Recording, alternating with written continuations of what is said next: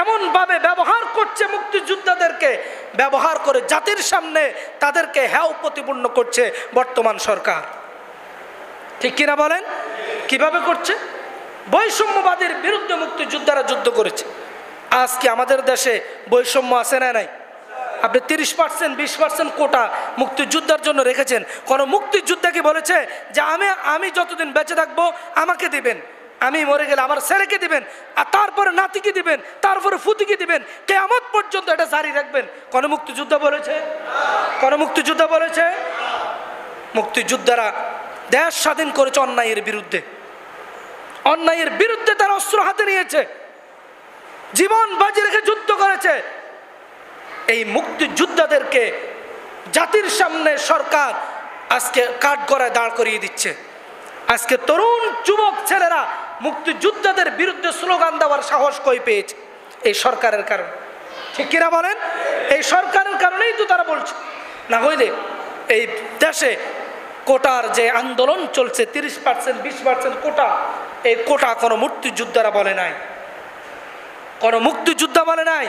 দেশ স্বাধীন হওয়ার পর থেকে নিয়ে আজ পর্যন্ত কোনো মিটিং মিছিল করে কোনো মুক্তিযোদ্ধা বলে নাই যে আমাকে কোটা দিতে হবে, অধিকার দিতে হবে, ভাতা দিতে হবে, আমার 14 গোষ্ঠীকে দিয়ে যেতে হবে, আমি মরে গেলে আমার গোষ্ঠীরা শুদ্ধা এই দেশ শাসন করবে, এরকম কথা কোনো মুক্তিযোদ্ধা বলেছে?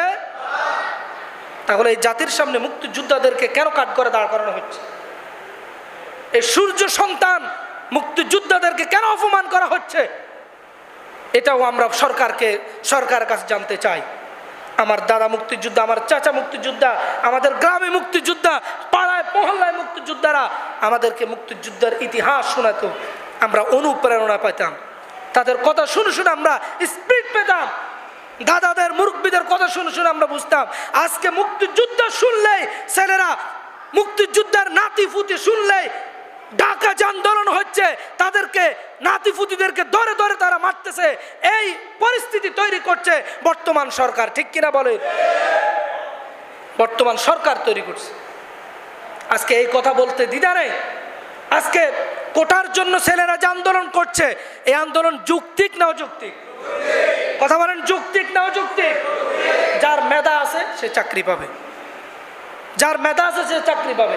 আপনি 20টা কোটা খালি আছে, আপনি সেখানে নিবেন 20 জন রেলওয়ে কর্মকর্তা নেবেন, সেখানে মুক্তিযোদ্ধারা পেয়ে যাবে 15টা, ওই ল্যাংরা যেটা ওইটা পাইবে 2টা, তারপরে মাজুর যেটা ওইটা পাইবে 1টা, মহিলা পাইবে 1টা, তারপরে হিজড়ারা পাইবে 1টা। তো এত লক্ষ লক্ষ ফর্ম বাংলাদেশে ছাড়েন কেন? ছাড়েন কেন? আপনার তো কোটা ফিলাফি আছে।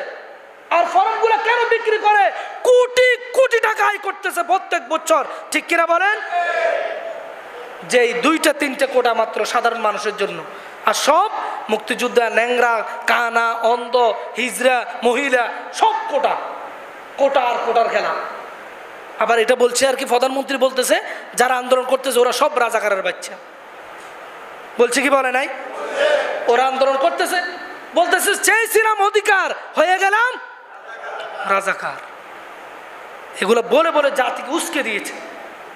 প্রিয় ভাইয়েরা, সেজন্য বলতেছি, আমরা 52 ভাষা আন্দোলন দেখি নাই, 69-এর গণঅভ্যুত্থান দেখি নাই, 71-এর সংগ্রাম আমরা দেখি নাই, আমরা 2024 সালের কোটা সংস্কার আন্দোলন আমরা সচক্ষে দেখেছি। ঠিক কিনা বলে?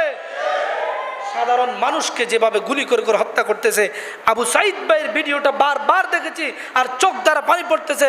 কেমন পিশাচ, কেমন জাহেল, কেমন হিংস্র হলে আবু সাইদ ভাইকে কিভাবে পাখির মতো গুলি করে হত্যা করছে। ছেলেটা দাঁড়াই আছে এভাবে হাত দিয়া, একটা গুলি করছে প্রথমে, সেভাবে নড়াচড়া করতেছে, আবার করলো, 4টা গুলি করেছে ওকে, শহীদ হয়ে গিয়েছে। তাজা একটা পান, আর 1 বছর পরে বিসিএস তাকে শহীদ করে দেওয়া হয়েছে। যে এটা শহীদ করেছে, গুলি করেছে, ওইটা দেখতে কি নুরানি চেহারা, মনে হয় যেন জান্নাত থেকে ফালাই আসছে। ঠিক কিনা বলেন? কি দাড়ি, কি চেহারা, কি সুন্দর।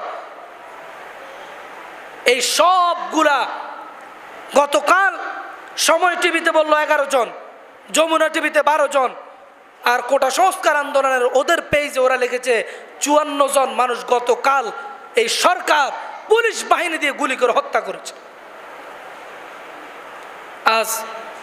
আজ পর্যন্ত ইন্টারনেট, ফেসবুক, ইউটিউব সব বন্ধ, ঠিক কিনা বলেন? সব বন্ধ কিনা? ছোটবেলায় যখন কারোর সাথে কেউ ঝগড়া করতো, মারামারি করতো, না পারলে মুখ বারে স্যাপ মারে দিয়ে দৌড় দিতাম। না পারলে ঝগড়া যখন না পারতাম কি করতাম? মুখের ভিতরে থুতু মারি এর দিতাম দৌড়। এ সরকার কিছু পাইলে মোবাইল ইন্টারনেট বন্ধ করে দিত। দেশে কোনো পরিস্থিতি খারাপ হইলে ওর খেলা রাত্রে আধারে খেলায়। সব হেফাজতকে এই ইন্টারনেট, কারেন্ট, বিদ্যুৎ সব বন্ধ করে দিয়ে মারছে কখন? রাতের আধারে। ঢাকা ভার্সিটি তো একই কাজ করছে কালকে, পরশু দিন।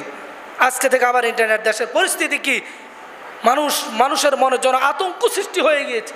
কোথায় যাবে, কি করবে, দেশের পরিস্থিতি কি মানুষ জানতে চায়। ও জানাতেও চায় না। ওর 21 তারিখে স্পেনে সফর করার কথা ছিল, ও কালকে পালাইছে, ঠিক কিনা বলেন? কালকে পালাইছে। এই যুবক ছেলেরা, এটা তো গণতান্ত্রিক দেশ, এটা তো এক নায়কতন্ত্র, রাজতন্ত্র নয়। বাংলাদেশ গণতান্ত্রিক দেশ কিনা? সবার মত প্রকাশের অধিকার আছে না নাই? মত প্রকাশের অধিকার আছে না নাই? মত প্রকাশ করবে সবাই, যে যেইভাবে পারে করবে। সরকার তাদেরকে ডেকে নিয়ে মীমাংসা করার প্রয়োজন ছিল, গুলি না করে। কিন্তু আজকে আপনি 50-60 জনকে গুলি করে এখন বসতেছেন, বৈঠক করবেন, তাদের সাথে বসবেন। তাহলে যাদেরকে মেরেছেন তাদেরকে কেন মেরেছেন? এই ছেলেগুলার কি অপরাধ ছিল? প্রিয় ভাইয়েরা, রাজনৈতিকভাবে বিশ্লেষণ করবেন না, সাধারণ মানুষ হিসাবে চিন্তা করুন। দেশের পরিস্থিতি ভালো না। দেশের পরিস্থিতি কি ভালো? দ্রব্যমূল্যের যে অবস্থা, 120 টাকা 30 টাকা পেঁয়াজের কেজি। একজন মানুষ 500 টাকা যদি দৈনিক তার ইনকাম হয়, ও কি ফ্যামিলি নিয়ে চলতে পারে? হিমশিম খেয়ে যাচ্ছে। ফ্যামিলি নিয়ে চলা কষ্টকর হয়ে যাচ্ছে।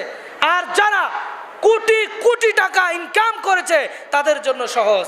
দাঁত কিলাইয়া বেহায়া শরমের মতো বলে আমার পিয়ন যে ও 400 কোটি টাকার মালিক। বলছে কি বলে নাই? হাসি হাসি বলে আমার পিয়ন যে কেমন সন্ত্রাস, চিন্তা করেন। ওর পিয়ন নাকি প্লেন ছাড়া চলে না।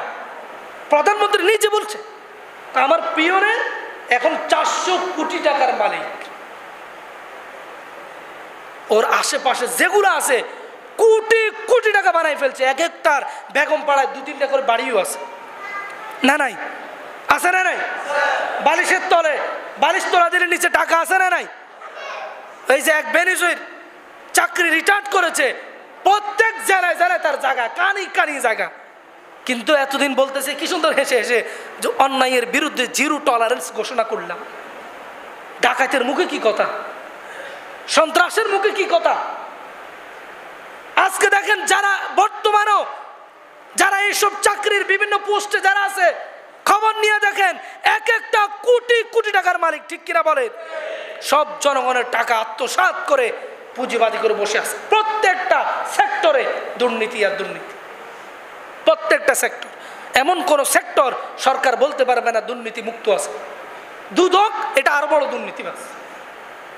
সবগুলাকে করাপশন, এন্টি করাপশন, একটার উপরে আরেকটা, একটার উপরে আরেকটা, সবগুলাকে দমন করার জন্য দুদক, দুর্নীতি দমন কমিশন। ওই দুদকের যে রিটায়ার্ড করছে চাকরি থেকে, ওরে দেখা যায় যে ওর বালি খাটের নিচে টাকা, ওইটা আরো বড় টাকায়। তাহলে এই দেশে দুর্নীতি ছাড়া আর কিছু আছে?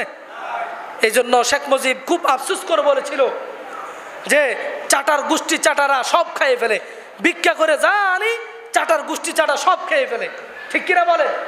সব খেয়ে ফেলেছে। এই জন্য আল্লাহ তাআলা বলেছেন যারা স্বৈরাচার তারা যখন ক্ষমতার মস্তদে বসে কি করে?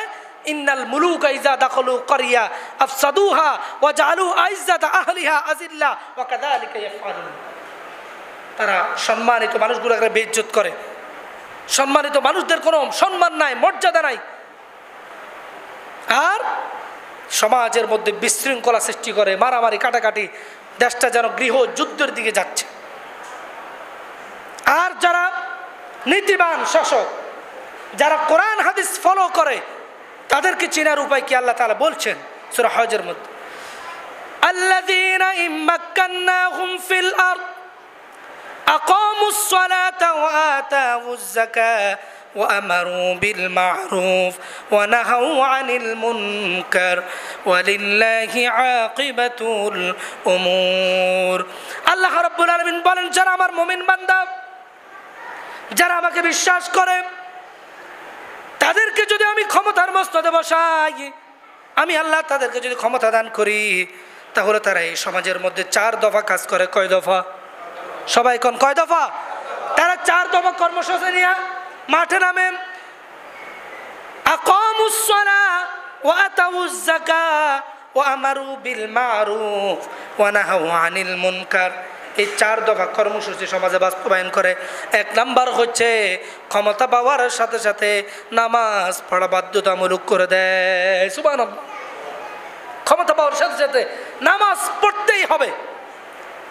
সীতাকুণ্ড থানার ওসি, এসপি, হাবিলদার সহ যারা আছে সবগুলো যদি মসজিদের মধ্যে জোহর নামাজ পড়তে যায়, আর ওসি সাহেব যদি নামাজের মুসল্লা দ্বারা ইমামতি করে, তাহলে এই থানার কোন কর্মকর্তা কি ঘুষ খাইতে পারবে? কথা বলেন না কেন? ঘুষ খাইতে পারবে? কলেজ বিশ্ববিদ্যালয়ের যারা উপাচার্য রয়েছেন, তিনার ইমামতিতে ছাত্র ছাত্রীরা যদি নামাজে দাঁড়িয়ে যান, তাহলে ওই কলেজের ছাত্র ছাত্রীরা উপাধ্যক্ষকে, অধ্যক্ষকে অথবা উপাচার্যকে কলার ধরে কিল ঘুষি মারতে মারতে দোতলা থেকে